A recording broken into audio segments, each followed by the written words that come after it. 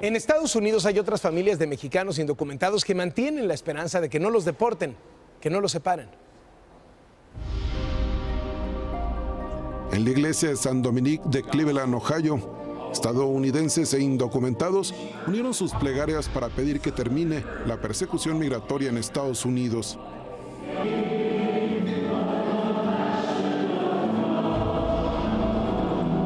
José Luis García, indocumentado de Guanajuato, México, con esposa y 2 hijos nacidos en Estados Unidos, tiene una orden final de deportación para junio del 2017. Desde mediados de febrero, las autoridades migratorias le colocaron un brazalete electrónico en el tobillo para monitorearlo día y noche, en espera de su audiencia de deportación. Me iban a deportar, me dijeron que me iban a deportar. Y pues yo le dije, ¿cómo vas a deportar? Tengo a mis niños, me pusieron el grillete, ellos saben dónde estoy y todo. Yo no soy un criminal, no maté a nadie, mis hijos sufren por eso.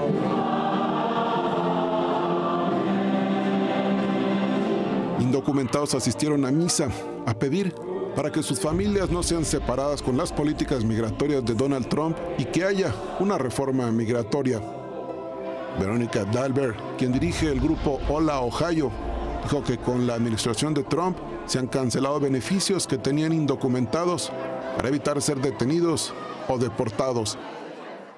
No son problemas de seguridad nacional ni nada de eso, que están exagerados las acusaciones de esta administración hacia la comunidad mexicana, la comunidad hispana, cosas que no son ciertas porque lo que estamos viendo, las personas que salen deportados son padres de familia, madres de familia, personas que trabajan en el campo, en las fábricas, en los restaurantes. No hay un cónsul de México en Ohio que los defienda y tienen que trasladarse varias horas a los consulados de Chicago o Detroit con más riesgo de ser detenidos.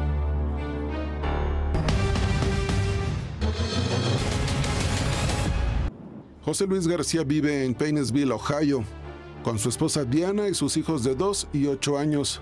Y afirma que ha gastado más de $30,000 en abogados a lo largo de varios años para evitar ser deportado a México.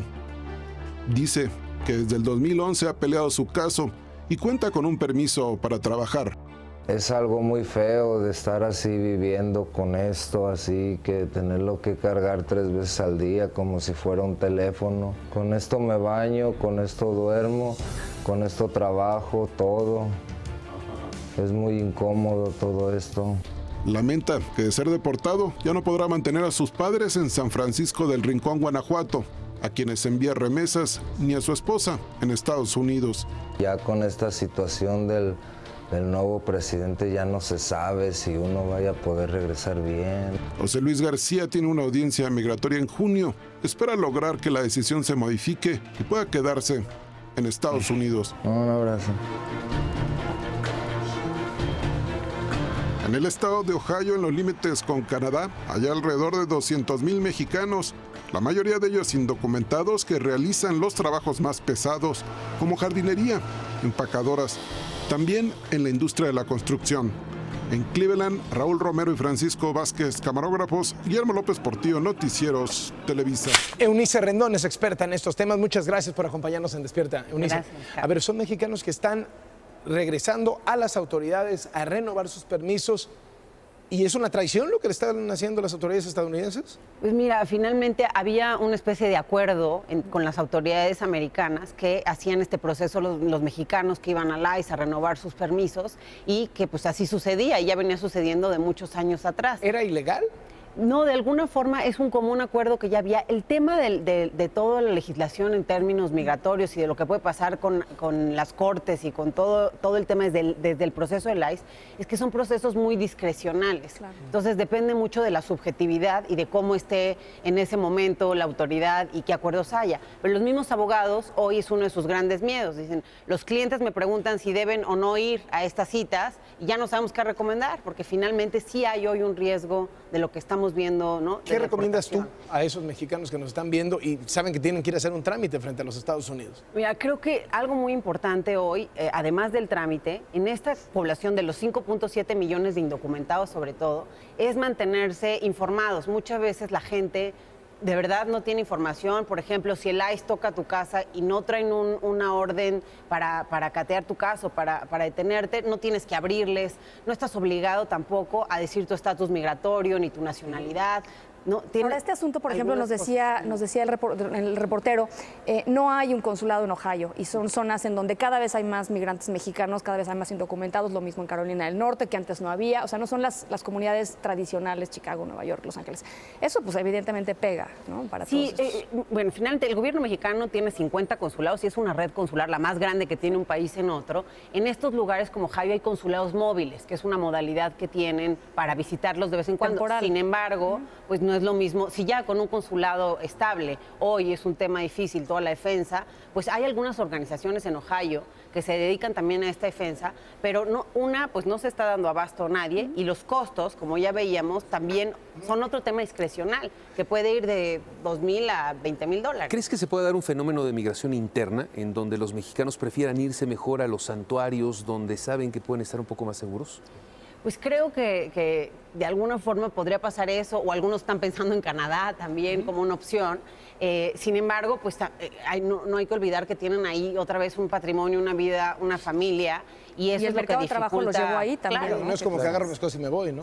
Ahora, Eunice, digamos, frente a este panorama, con lo complicado que está la cosa, ayer sale Donald Trump y dice, ya ven, ya ni necesito deportar porque ya no están viniendo. ¿Es cierto eso? O sea, ¿sí se ha frenado la migración no más por el puro miedo? Pues se ha reducido más o menos en un 60% el intento de entradas a Estados Unidos, que también se hablaba de si que las deportaciones han crecido o no. Pues esa es una de las razones por las que no han crecido, claro, porque la mayoría de las deportaciones se daban justo en la frontera. Lo que sí llama la atención, y creo que lo que hay que tener cuidado y hay que estar revisando de cerca, es que hay casos distintos, como lo que platicaban aquí. La semana pasada también tuve un caso de un migrante que deportaron, que llevaba 40 años viviendo en Estados Unidos. Entonces es muy diferente deportar a alguien que en el intento de entrar a Estados Unidos lo regresan, a alguien que ya tiene verdaderamente una vida y que cuando regresa aquí es muy difícil su reinserción porque no tiene ni familia ni ningún lazo ya con México, ¿no? Ahora, presentamos hace un rato un reportaje del balazo en el pie que se están dando económicamente en las zonas en donde hay mexicanos con dinero, con papeles, inversionistas, profesionistas, que invierten en Estados Unidos, que gastan en Estados Unidos, entre que llegó Donald Trump, entre las amenazas, entre la discriminación, entre que ha subido el dólar, pues ya no gastan igual y muchos comercios de cadenas estadounidenses famosas están cerrando por ello. Pues creo que el tema económico pega en todos los rubros. O sea, no olvidemos que para México Estados Unidos es el primer socio comercial, pero nosotros también somos el primero, segundo o tercer socio para muchos de los estados en la Unión Americana. Y que además, como dices, simplemente en la frontera la gente que iba todo el tiempo a hacer su shopping y a estar consumiendo, finalmente hoy mucha gente está diciendo no ir. Se han hecho cosas como la de Tijuana, que los domingos ya no va nadie. En fin, ha habido un cambio en esa perspectiva. Y además, ¿crees que esto puede mover en Estados Unidos o les vale? Pues yo creo que sí lo mueve a nivel de los estados y creo que sí hay un interés de los estados de hacer, incluso tuvimos hace un par de semanas la primera reunión de la Comisión Fronteriza Arizona-Sonora, que ya se están reuniendo legisladores de ambos lados para ver cómo pueden fortalecer esta relación pues bilateral. Hay preocupación allá de que se les está cayendo la economía fronteriza, ¿no? Hay una preocupación porque además los migrantes, como aquí lo vimos, pues también aportan en la economía local desde diferentes perspectivas, indocumentados o no. Entonces pagan impuestos, digo, para y pagan impuestos, el indocumentado también paga impuestos. Eunice Rendón, gracias por venir.